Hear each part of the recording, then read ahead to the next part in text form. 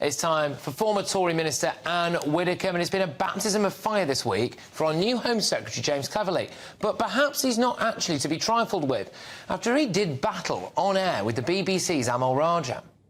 We've done a huge amount of work to get from that to a position where you're confident. You raised the issue of morality. Yeah, that's exactly what's happened. Sure. And you raised the issue of morality earlier. Now, hang on a second. You've had a couple of goes at giving your speech, which we've heard yesterday. Are you asking questions or are you making statements? Because if you're just going to make a statement, I can go and get a cup of tea. You're making statements where I'm trying to ask questions and you're not answering them. Because I'm the guest. No, you're not asking questions.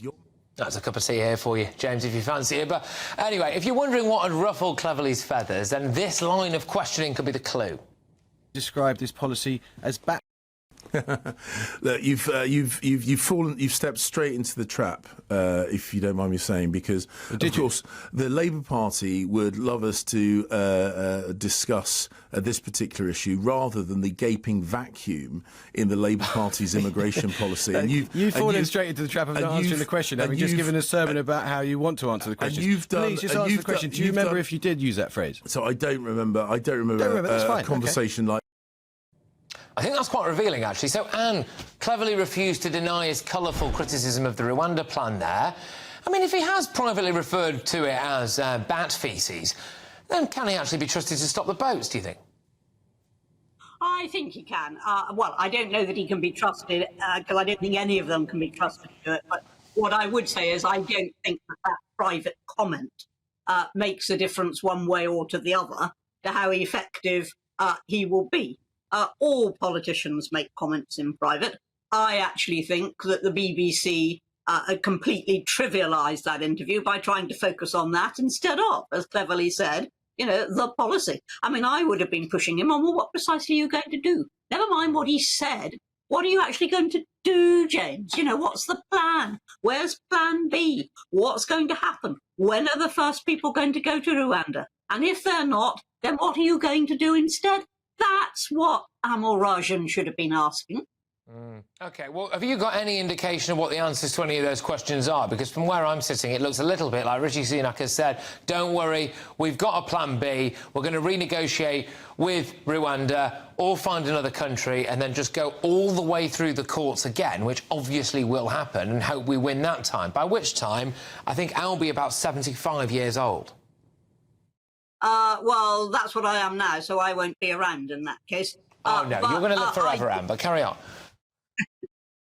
I do think that there is no plan B. We've known that. Now, presumably, when Cleverly agreed to take on this job, he must have been given some guarantees, that some help would be forthcoming, that if Rwanda wasn't going to happen, then the government would, I don't know, stomp up money for more secure reception centres or whatever it might be. I've no idea what they discussed.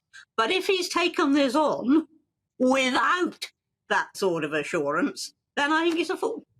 OK, now, this is a story, Anne, that I don't think has got enough traction yet. You might poo-poo this, but our new Foreign Secretary, David Cameron, now, he's touched down to meet with President Zelensky, fine, but the shadow of Boris Johnson was looming large. Let's take a look and a listen, shall we?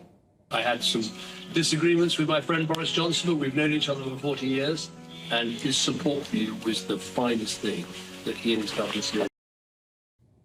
But you know what, Anne? There's serious questions about whether or not David Cameron is actually a national security risk. His links to China, what's he been doing for the last 7 or so years? What do you make of that? Well, he's only a security risk if there's something that we don't know about.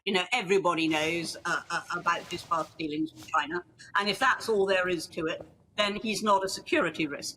It's like the age-old thing. If you're in the intelligence services, you can't be blackmailed about something that everybody already knows.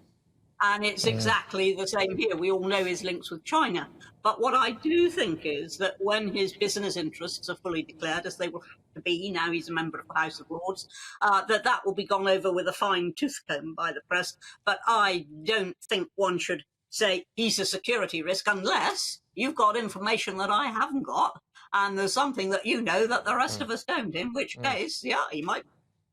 OK, interesting. Now, look, I've got to get you on this one, Anne, right? Because, I mean, this made me chuckle, OK? I think you know what's coming, don't you? So, just months after their bosses resigned in disgrace after debanking Nigel Farage due to his political views, Coutts, the bank, right, has been named Europe's Best Bank for Diversity and Inclusion at the Global Private Banking Awards in London.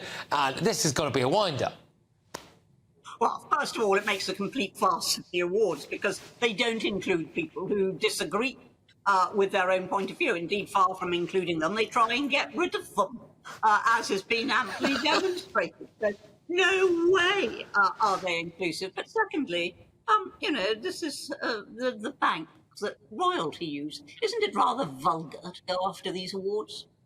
Oh, so you don't even think they should be at the awards? You see, I'll take any award I can get, and that's probably because I haven't really won any. You know, I just need to get my hands on something. I'm not the Royal Bank, am I? Yeah, that's true, yeah. But do you not think that it just shows, though, doesn't it, that actually what a lot of these banks care about is, you can have your CEO or whatever it is resigning in disgrace and, you know, they're not getting the big payoff and massive negativity in the media and all of that stuff. But as long as you win your reward for diversity and inclusion, everything's A-OK. I just can't believe it. They do not include people who disagree with them. I mean, that is a straightforward statement of their position as demonstrated in their emails. Not something I'm saying, something they say about themselves. You know, he doesn't agree with our values. Oh, right, OK. Is that inclusive, is it? And thank you very, very much. We will always make sure we're inclusive for Ann Widdecombe here. There we go.